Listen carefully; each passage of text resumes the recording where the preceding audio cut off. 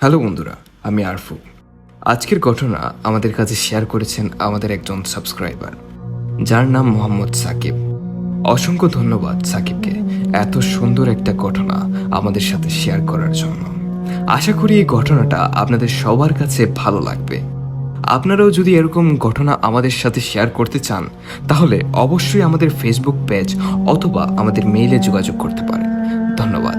এবার ঘটনায় ফিরে যাওয়া যাক। Welcome to the darkness. এখানে রাতের আধার নামলে অভিশাপ জেগে ওঠে।